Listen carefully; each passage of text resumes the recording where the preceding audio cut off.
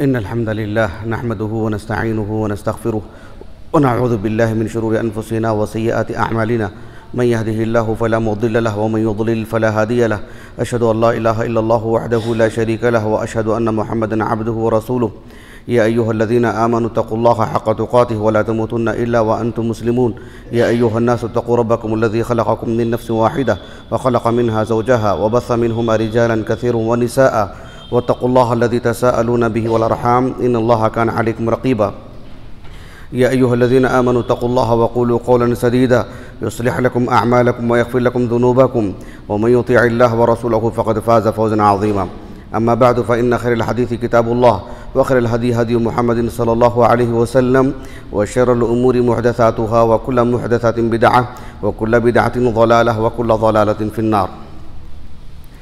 حاضرین جمعہ اور زیر وقار اہل علم، آج کے اس خطبہ جمعہ میں میں ہمارے مسلم معاشرے کی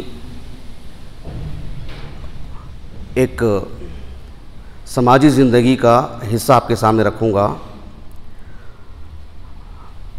مسلم معاشرے میں ہمارے جو معاملات ہیں، معاملات کا ایک بڑا حصہ نکاح سے تعلق رکھتا ہے.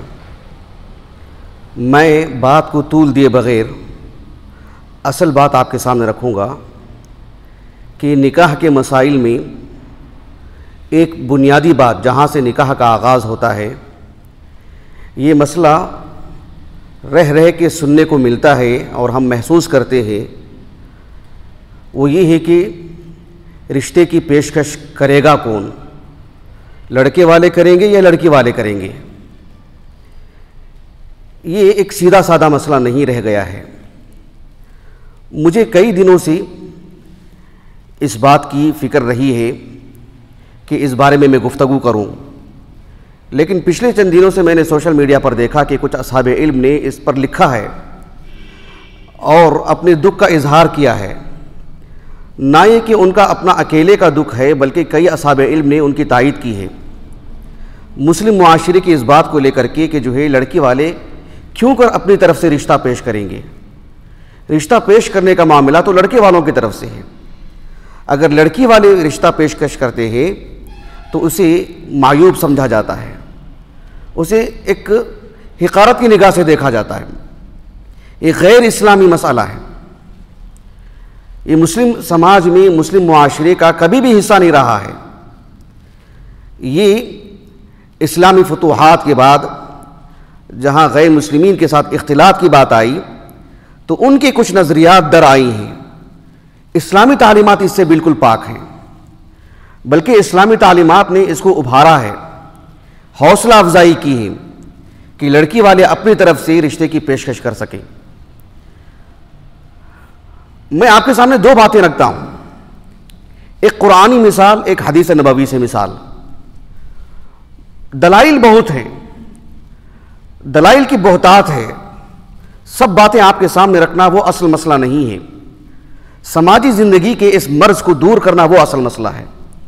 عملی طور پر اقدام کرنا وہ اصل مسئلہ ہے. آپ دیکھیے قرآن مجید میں موسیٰ علیہ السلام کا قصہ اللہ سبحانہ و تعالیٰ نے کثرت سے بیان فرمائے ہیں، کبھی مختصر کبھی مطول. اور اللہ سبحانہ و تعالیٰ نے جہاں جہاں قصہ بیان فرمائے ہیں وہاں وہاں ایک خاص بات بتانی بھی مقصود ہوتی ہے. سورۃ القصص دیکھیے آپ، موسیٰ علیہ السلام کی ولادت، آپ کی جوانی اور آپ کا نکاح اور آپ کے جو سماجی زندگی سے جو تعلقات ہوئے ہیں، پھر آپ کی نبوت، آپ کی ہجرت، سبھی امور اس میں اللہ رب العالمین نے بیان فرمائے ہیں. موسیٰ علیہ السلام جو مدین کے ایک بزرگ کے گھر گئے، واقعہ ہمارے ذہنوں میں ہے، عامت الناس بھی جانتے ہیں. ایک پس منظر کے تحت انہوں نے کیا کہا تھا اس بزرگ نے، جو کئی لڑکیوں کے باپ تھے. انہوں نے موسیٰ علیہ السلام سے فرمایا، اللہ تعالیٰ نے ان کی جو بات نقل فرمائی، کہا قال انی ارید ان انکحک احدی ابنتی ہاتین علی ان تأجرنی 8 حجج. یہ قرآن کی آیت کریمہ ہے، یہ اللہ کا کلام ہے. ظاہر بات ہے اس میں مسائل کی کثرت ہوتی ہے. اہل علم نے کئی مسائل اس آیت کریمہ کے ضمن میں بیان فرمائے ہیں. ابو عبداللہ القرطبی رحمہ اللہ کو لے لیجیے آپ، ان کی جو تفسیر ہے الجامع لاحکام القرآن، اس آیت کریمہ سے متعلق آپ نے تقریباً 20 مسائل بیان فرمائے ہیں. جو چھٹواں مسئلہ انہوں نے ذکر کیا ہے، کہا کہ فیہ عرض الولی بنتہ علی الرجل. اس آیت کریمہ سے یہ بات بھی معلوم ہوتی ہے کہ لڑکی کا ولی، لڑکی کا سرپرست، لڑکی کا باپ اپنی طرف سے اقدامی طور پر رشتے کی پیشکش کر سکے کسی مرد پر. صرف اتنی بات نہیں کہی آپ نے. ابو عبداللہ القرطبی رحمہ اللہ نے کہا کہ وَهَذِهِ سُنَّةٌ قَائِمَةٌ، یہ تو ایک ثابت شدہ سنت ہے، یہ اللہ نے فطرت میں رکھا ہے. شروع دن سے دیندار مسلمانوں کے گھرانوں میں یہ بات رہی ہے، مسلم معاشرے میں یہ بات رہی ہے کہ لڑکی والوں نے پیشکش کی ہے اپنے رشتے کی طرف، اپنے رشتے سے متعلق. ابو عبداللہ القرطبی رحمہ اللہ نے کہا کہ لوگوں کو چاہیے کہ جو لڑکیوں کے سرپرست ہیں وہ اقدامی طور پر آگے بڑھ کر کے اپنے رشتے کو رکھیں. کہا کہ کیوں؟ اقتداء بالسلف الصالح. یہ ابو عبداللہ القرطبی رحمہ اللہ کی بصیرت افروز بات ہے. سلف صالحین کا یہ معمول ہے، یہ آپ کا عمل ہے، یہ ان کی سنت ہے، اس کو باقی رکھنا چاہیے، کوئی عیب نہیں. یمن کے عظیم قاضی، یمن کے عظیم عالم قاضی شوکانی رحمہ اللہ، ان کی جو تفسیر کی کتاب ہے فتح القدیر، اس میں آپ نے اس آیت کریمہ سے متعلق لکھا کہ فیہ مشروعیت عرض ولی المرأة لها علی الرجل. آپ نے تو اس کی مشروعیت بیان کی، شرعی نقطہ نظر سے بیان کیا کہ لڑکی والوں کا اپنے تئیں رشتے کو آگے بڑھانا، لڑکے والوں کے گھر کو دستک دینا، ان کے گھر جانا، ان سے کہنا کہ ہمارے گھر میں لڑکی جوان ہو چکی ہے، رشتے کے لیے ہم آپ کے پاس آئے ہیں. کہا کہ اس کا تو مشروع ہونا ثابت ہے. اور آپ نے کہا کہ وَهَذِهِ سُنَّةٌ ثَابِتَةٌ فِي الْإِسْلَامِ، یہ اسلام کا ایک بنیادی مسئلہ ہے سماجی زندگی کا. اسلام نے اس کی ہمت افزائی کی، حوصلہ افزائی کی. جن کے گھروں میں لڑکیاں ہوتی ہیں، اسلامی تعلیمات کا خلاصہ یہ ہے کہ ان کو خوب عزت بخشی گئی ہے، ان کے مقام عالی کو جگہ جگہ بیان کیا گیا ہے. ہم اپنے تئیں جو ہے خواہ کی ذہنی مرض کا شکار ہو جاتے ہیں. ہماری اس دور کے علماء میں سے ماضی قریب کی الجزائر کی مایہ ناز شخصیت ابن عاشور رحمہ اللہ، ان کی جو تفسیر ہے التحریر والتنویر، اس میں اور فقیہ الامہ شیخ محمد ابن صالح ابن عثیمین رحمہ اللہ، انہوں نے بھی اپنی تفسیر میں اس مسئلے کی صرف جواز کی حد تک گفتگو کی ہے کہ جیسے لڑکے والے آگے بڑھتے ہیں ویسے لڑکی والے بھی آگے بڑھ سکتے ہیں، جواز کی حد تک. لیکن شیخ ابن عثیمین رحمہ اللہ نے ایک بات یہ بھی کہی ہے کہ یہ جائز تو ہے کہ لڑکی والے آگے بڑھیں اور اپنے رشتے کو رکھیں، لیکن کہا مع ان العادت العکس، معاشرے پر نظر رکھتے ہیں تو معلوم ہوتا ہے کہ معاشرہ اس کے برعکس ہے. لڑکی والے آگے نہیں بڑھتے ہیں، اپنی توہین سمجھتے ہیں، اور معاشرہ بھی اسے آر سمجھتا ہے، اچھی نگاہ سے نہیں دیکھتا ہے. یہ خود فی نفسی معیوب چیز ہے. ہمارے بر صغیر کے معروف عالم دین، ایک خبیر انسان جو عقدی اعتبار سے، عبادات کے باب میں، معاملات کے باب میں ہر پہلو پر کہا اور قلم اٹھایا، سب کے ہاں مقبول ترین عالم دین، ان کا انتقال ہوئے 1 سال ہونے کو آ رہا ہے، حافظ صلاح الدین یوسف رحمہ اللہ. ان کی جو تفسیر ہے احسن البیان، گو کہ مختصر ہے، نہایت مفید. آپ نے اس آیت کریمہ کی تفسیر میں لکھا کہ ہمارے ملک میں لڑکی والوں کی طرف سے نکاح کی خواہش کا اظہار کرنا معیوب سمجھا جاتا ہے، جبکہ شریعت الہیہ میں یہ چیز مذموم نہیں ہے، بلکہ محمود اور پسندیدہ عمل یہ ہے کہ لڑکی والے آگے بڑھیں. یہ حافظ صلاح الدین یوسف رحمہ اللہ نے لکھا ہے.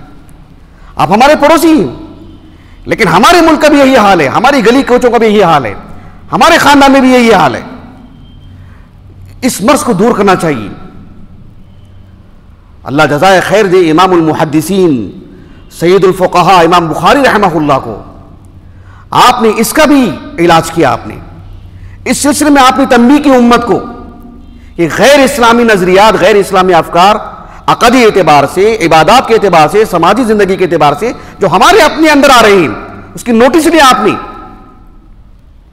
امام بخاری رحمہ اللہ نے اپنی الصحیح کی کتاب النکاح میں ایک مستقل باب قائم کیا کہ باب عرض الرجل ابنتہ او اختہ علی اہل الخیر. ایک شخص کا اپنی بیٹی کو لے کر، اپنی بہن کو لے کر کسی کے سامنے، کسی جو دیندار مرد حضرات ہیں ان کے پاس رشتے کی پیشکش کرنا، مستقل باب قائم کیا. اور وہ معروف قصہ آپ نے نقل کیا جو امام بخاری رحمہ اللہ کے افراد میں سے ہے، وہ حدیث مبارکہ. عبداللہ بن عمر بن خطاب رضی اللہ عنہما کہتے ہیں کہ جب ان کی بہن حفصہ رضی اللہ عنہا اور جب ان کے شوہر کا انتقال ہوا اور عدت کی مدت سے وہ نکل کے آئیں، تو عمر بن خطاب رضی اللہ عنہ نے اپنی بیٹی حفصہ کے لیے عثمان بن عفان رضی اللہ عنہ کے گھر گئے. آپ نے عدم التفات کیا. ابو بکر صدیق رضی اللہ عنہ کے پاس گئے، آپ نے بھی سکوت اختیار فرمایا. دراصل یہ جو دونوں صحابی ہیں ان کے علم میں یہ بات تھی کہ رسول اللہ صلی اللہ علیہ وسلم حفصہ رضی اللہ عنہا سے نکاح کی خواہش رکھتے ہیں. بالآخر اللہ کے رسول صلی اللہ علیہ وسلم نے ان سے نکاح فرمایا. یہاں جو ہمارا مستدل ہے وہ یہ کہ عمر بن خطاب رضی اللہ عنہ ایک لڑکی کے باپ ہیں. آپ نے اپنی بیٹی کا رشتہ دو مرد حضرات کے پاس لے کر کے گئے، دو گھرانوں کی دستک دیا آپ نے. یہی اصل ہے.